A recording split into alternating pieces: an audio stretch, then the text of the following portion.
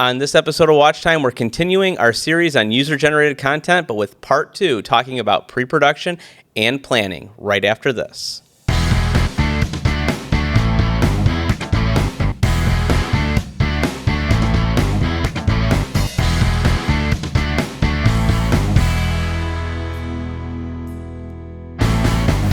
Welcome back to Watch Time, everybody. This is going to be part 2 of our series on user-generated content, and we're back here again with Josh Lawhorn, our expert editor. Thanks for having me back. Yeah, this is going to be great. We're going to talk about some pre-production. We're going to talk about planning, which I think is one of the things that is not, like, I guess... It's looked over. It is. Yeah. It's kind of like cast aside. Like everyone, like, let me hit record and get started. Yeah. And this is like the most important part about it. So I guess jumping in... I know one of the things we were kind of talking about before was just talking about how obviously planning is a must. So why don't we go into that in terms of planning? Maybe you could even give us some insight into what you do for production. Like, what's your first step? You know you need to create a piece of content, and now it's time to plan. Usually I start writing some ideas down on paper, and I kind of, edit those ideas and formulate a cohesive story, because we know that story is like the most important thing, right? Mm-hmm. If you don't have a good story, then why would anyone want to watch your content? True. I feel like people kind of watch things and like, what's the point? So it's like having something outlined or put on paper helps, keep everything in line and like let you know that you're staying on track. So exactly. And you don't need to have like a notebook or anything. You just jot it down on your phone, whatever. Oh, yeah. I feel like that's one thing. Like whatever I use my Apple Notes a lot. Like when inspiration strikes, I just kind of like have a tab that I open up and I write it down. Yeah. When I was a comedian, I had my phone and I would like leave the voice memos open, and I would just, if I was driving or something, I would just, talk into the voice memo. I could see that. Driving around, like seeing like the streets of Cleveland with snow, like make joke about snow. Yeah. Yeah. But I guess in terms of the planning, I think one of the things that I wanted to touch on is like just things that we think about in terms of even talking with our clients. Like we always talk to them about like when you want to create a video, think about why. So like, why are you creating the video? Like, what's the purpose of this video? You don't want to create a video just for the sake of creating a video. And then once you kind of understand why you're making it, like we need more leads or we need to educate a client, then the next question is who? And so like I always ask our clients like, well, who is this for? Like who's going to be actually watching this? Because like I feel like if you have multiple personas, which they probably do, like if you have a client that's a small business owner and then you have a client that works for a marketing company, I feel like those are two very different clients, and you have to like tweak your messaging for those people and tell a different story. Mm-hmm. Yeah. I think often, especially like on our side, people, they'll just come to you and they'll say, I just want to shoot a really cool video. I have some cool ideas for cool shots, and it might not necessarily fit the message that you're trying to transmit, to Earth. I think that's one thing that I think cool ideas for shots or cool ideas for like scenes, they do like a lot of times they spark inspiration that like will develop a storyline or maybe a movie or something like that. But I also think too, like that's why the planning process is so important, because sometimes people might want to just they want to forego all that stuff. They just want to get into it. Like you said, they just want to hit record and hope magic happens. And 9 times out of 10, it's not how it works. Well, and it's one of those things that, like, I always like, I guess for people that are watching and listening, I'm sure you've all seen this, and it's still happening to this day. You get the people that bring up the phone and they're like, okay, and they're like, let me tell you about my day, and this is what I'm doing, and this is real. I mean, this is real big on TikTok and stuff like that, and it's big on Instagram stories, and I think that's good for certain brands, for certain people. If I care about you, well, it depends on the story they're telling, though, too. I feel like, you know what I mean. So, like to your point, it goes back to that. Like, why? Like, why are you telling this story? What are you trying to illustrate? Like, if you're just like, I want to make a video, and they're like, okay, let me tell you about my day, and this is and that, but then it has no point. It has no storyline.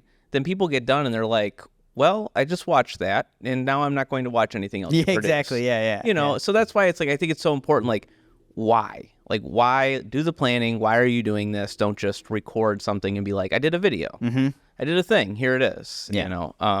So I do think like that planning is so crucial for that aspect of it. So now we're starting with this why, this who. and then I think one thing that people don't think about this, they always think about it last, but I think from the beginning stages of this, think about your call to actions. Like, what do you want this person to do? So not only are you at a point where you're like, we know who this is for, but what do we want that person to do? Because it may change depending on the person or the goal. Do you want them to send you a message? Do you want them to go to a website? Do you want them to call you? It's kind of like, what's the theme of this? Yeah, or even like if it's a loop, like certain TikTok videos, they go, if you want to find out what happened, check out the next video. Yeah. So it's like that. Maybe that's your goal. Like, hey, I need to get them to be on this bingeable experience where they keep following me. So I think that call to action is a crucial thing to start planning early on as well. I often hear YouTubers, I think Mr. Beast says, he comes up with the idea for the thumbnail first. And then, because that's the first thing that everyone's going to see. Mm-hmm. And he'll essentially test thumbnails out. They'll make 20 different thumbnails. And if the thumbnail doesn't work, if they can't find one that works, then they just don't do the video at all. Mm-hmm. Yeah. I think that's a good point. Because I do think that's something that often gets overlooked. Yeah. It's like last minute, like, oh, let's do a thumbnail. Mm-hmm. Where I do think, and I know some YouTubers, they plan it out I think most do in their pre-production process. Mm-hmm. So that's another thing. So I guess what's the presentation of this? Where's it going? What do you need? And I don't even know if we should, but like you said, I always feel like it's the last thing that we're doing for the videos, and maybe we could get better at it, and maybe we could start planning in the pre-production process. Oh yeah, for sure. Yeah, I know for us, for the watch time stuff, we usually just kind of take something from this and we put it up there. Well, I have a formula. Yeah. But I'll take a shot. Yeah. Usually of the two of us, or you and Kathy, and I think going forward we should actually do photos, or something that's a little bit more high res. Oh yeah, for sure. Yeah. So I guess that goes back to, so now that we're kind of looking at this planning where why, who, call to action, I think the next thing to look at, kind of talking about the thumbnail, we kind of jumped on this, is what platform, because that does dictate, do you need to do thumbnail planning? What orientation? Do we need to be vertical? Do we need to be square? Do we need to be standard 16:9? So that's one thing to think about. The platform will dictate that. So now knowing what platform you're on. And then I think the platform also dictates things like, the flow of the video and the length of the video. I mean, because, I know we tell clients a lot, when you're going to be on Facebook or you're going to be on Instagram and people are scrolling, then you need to have something that is going to grab them and stop them from scrolling versus to your point with YouTube, that thumbnail is going to get them to be like, oh, here's the title, here's the thumbnail, and then click. Yeah. What's, didn't you watch something where shake, a shake? Yeah. At the start of the video. Sometimes a little shake disrupts, if you just have it shake a little bit, because when people are scrolling, it disrupts the scroll. Another thing would be something that's unusual. So if you want to they always talk about using a hook. You should use a hook for all of these things, whether it be on, YouTube or whether it be on, Instagram or Facebook. And all a hook really is something along the lines of, on this episode of Watch Time, we're going to be talking about XYZ. You probably just saw it at the beginning of this episode. And that just gets you to go, oh, I want to learn that. Yeah. And that's for me. And so the hook, I feel is so crucial. And maybe doing something on, if you're not going to do the shake thing, maybe even doing something on Facebook or Instagram where you just do something crazy. I don't know, you jump in to the scene. I see that. Yeah, I was just about to mention, I know this comedian Jasmine Carter, and all at the start of all her videos, she's falling into the screen. It's usually on a bed or on a couch or something, but she's always falling into the screen. It's disruption, because what you're really trying to do is, people are scrolling and just, I always tell, we always talk about this on the podcast, if you don't believe it, just watch what you're doing, or better yet, watch what your spouse is doing, your friends are doing, and you'll just see that scroll. And it's how do you get somebody to stop for a second and come back? And I just think there's a lot of pre-planning in that, and that's going into the stage. And that's why I think, knowing what platform, once you kind of know who you're talking to, why, and everything, now that platform is so crucial. And that's going to influence the call to action too, like we were talking about before, because, if you're on Instagram, for example, you can't drop links in. So you got to put a link in your bio. Yeah. So you got to change that call to action, link in bio, or go to our website And if your website's something easy, that can be put up there. Yeah. Also, conversely, you probably don't want a 20-minute video on your website. No. Unless you're like an entertainer and you're putting out some but it large could piece even of content. It could even be like, to your point, like maybe it's broken up. Maybe that's where you break the content up. So if it's 20 minutes, something you captured, maybe you break that up into sections and you plan that ahead of time and say, well, I'm going to put section 1 on my website, and if they want to learn more, I could put section 2 on the next page, section 3 on the page after that, and then you could put that on YouTube, to your point, and then just push the sections together and have like dividers. You know what I mean? Yeah. Sections within the video. And these are all things that I feel like have to be planned out. You can't just like, let's shoot it and just hope for we can figure this out after the fact. So I think that's key. So I feel like this is, I guess, my process and what I think we would want to do this, and this is how we kind of do it with the clients. Once we figured out all of those logistics, that's when we kind of go into the scripting. And I think my take on scripting, and I want to get yours as well, since you've written your fair share of scripts, is, I have right now like things to consider when scripting is, are you talking to the camera? Like, do you need an outline? Do you need an actually full-on script? Do you need to be able to read it from a teleprompter or memorize things, stuff like that? So I think these are all things to consider when you're putting your script together. Yeah, I would say most of the videos that we do, it's usually like talking heads, like interview style. But then we do our fair share of voiceovers, and it's always nice when Kathy like writes a script and we have the voiceover prior to showing up, because then we know what footage we need to capture. As far as like myself and what I do is I just kind of start like I don't really on my own do a lot of corporate video content. I mostly like try to write short films and writing a feature length film right now. And I come up with an idea that's usually inspired by a location or a person or maybe a song or something, and I just start writing, and I'll kind of like, it's called a beat sheet. You know what that is? No. A beat sheet is like, it's like a loose outline. It's like, okay, like every movie hits like these certain points, like there's the milestones. Exact milestones. Yeah. So there's a call to action, like a catalyst. There's, the accepting the journey. And so like, I'll kind of like write out the outline, and then it's like, you got to fill everything in from there. So I think I do something similar, and I guess going kind of like tying that into the user-generated. I do something similar whenever I'm trying to do videos for. I used to do those quick tip videos for social media, and what I do is like that's obviously I'm identifying that I'm talking to the camera, and then I do my outline with my goals. So my outline's like I need an introduction. Introduction needs to hit on these things, and then my goals are, we're going to talk about this, this, and this. So those are my 3 goals that I need to achieve in the video. And then I have like my closeout at the end. And then what do I want that closeout to be? Is there going to be a call to action in it? Am I going to tell somebody to go check out another video? So I feel like similar to what you're talking about, but just I guess not in that terminology. Like I'll write all this stuff out because I don't fully script those types of videos. It's just geared more towards a business. Yeah, like the business end. Yeah. Well, yeah, and that's the thing. Like I do think though, to your point though, like talking about like voiceover, and then also like talking to camera, like I think the voiceover is key. People will think like especially like for people out there that are watching, like it doesn't have to be professional voiceover. Like if you're going to voice this over, write that out, record the voiceover, and then you know what shots you need to get, to your point. Otherwise, if you try and get all the shots and then try and make the voiceover fit, you might forget something and you're doing double the work. Yep. So that's I think key there. So I think scripting, like the big considerations I kind of see as like, what are you trying to, what's the goal? Going back to that, so you're putting the goal in. What are my talking points? Am I scripting it out fully, or am I just, to your point, like creating something where I have like beats that I'm trying to hit on and then trying to have that call to action?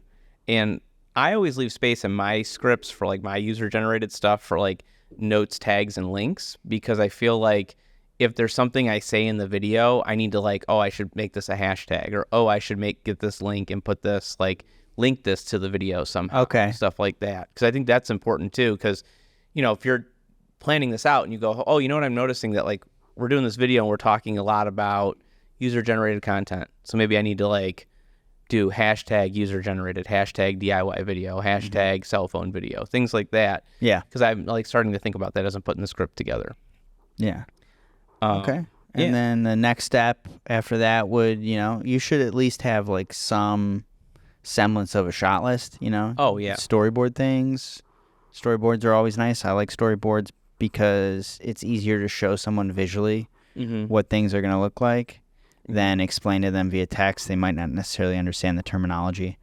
Yeah. I think from the user-generated standpoint, too, like even having the shot list, I think that's something that a lot of people probably don't think about when they're creating their own content. Yeah. For YouTube or for social media, even things as simple as like, I just need to put together a 1.5-minute video. Maybe it's just like them talking to camera about some special that they're going to be running as a business, or maybe it's them, like talking to camera about, like we were talking before, like I want to tell a story about my day and explain to them why this is so important. Well, you might want shots to accompany that. And I feel like even having the shot list and just brainstorming those shots, even if you're like, well, I think it's just going to be me on camera, you might spark something and go, you know what, it'd be cool if I have a photo, especially if you're trying to show a service, I have a photo of me doing that. So I should put that in there so they can see what I'm talking about. Yeah, exactly. Yeah. Yeah. So I think that's a good point. I don't think a lot of people are doing that. I feel like you could tell the user-generated content where they're putting the time in versus the ones where they're just like, I did a thing and it's up on social media now. It's the spaghetti method. We're just going to shoot a bunch of content that we don't plan and throw it out there and see what happens.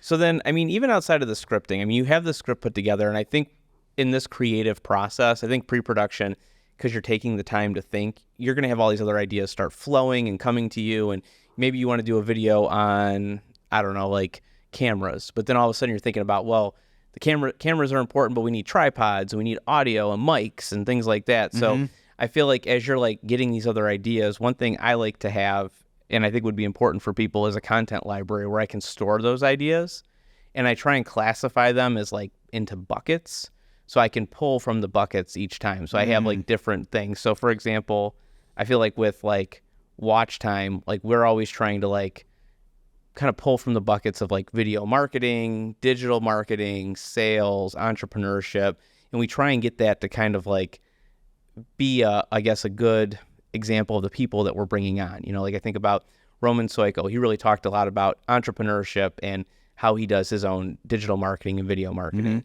We've had Don Mann on. He's talked about video marketing. We had Kelly and Catherine on from ASG. They talked about digital marketing. And then like we've talked about sales before. I know like I think Najada and I talked about it, and maybe even you and I. So like just trying to pull from these different buckets and these ideas.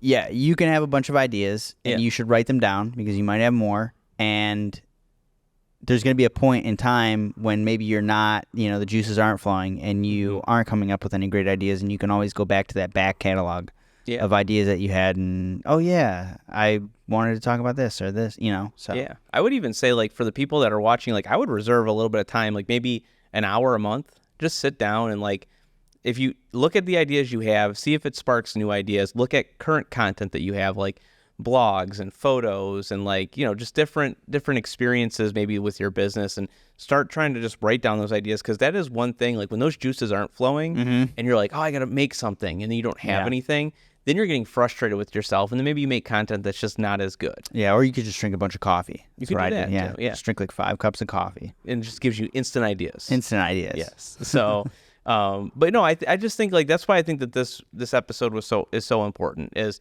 I think that, with this user-generated series, being that we're video production professionals, everyone's like, oh, cool, you're going to talk about, like, what we should be shooting on. And we will talk about that in the 3rd episode, like, and it may surprise you, it may not, I don't know. But I do think, like, having a whole episode dedicated to pre-production and planning is so important, because this really is a very planning-intensive job. And I think what a lot of our clients don't realize, and I think even just people in general that get into this business, is how much time there is in planning. Like really, if you figure production and post-production, the length of that process, pre-production should probably be as long as the two of those put together. Yep. Just that important. Agreed. So I guess to kind of sum it up, just what we had talked about for everyone watching and listening, if you're like, okay, what is my execution strategy on pre-production? I just would say, first off, planning with this, like, think about why are you creating this video? Who is it for? What platform is it going to? And in that case, what do you have to do orientation-wise, length, flow, call to action? And then once you have that, just start scripting that out. Start with the outline, start working through the outline, and then figure out if you need to script out lines, and then build that shot list, and then you're ready to get started. Well, Josh, thanks again for coming on and talking to us about user-generated content, giving your take on it as a production professional. And we'll just see everybody in the next episode. See you guys. Bye. Thanks for listening to Watch Time. We hope you guys enjoyed today's episode. And remember to like and subscribe so you don't miss future episodes. And if you want your question answered on our podcast, go to flexmediacle.com/watchtime.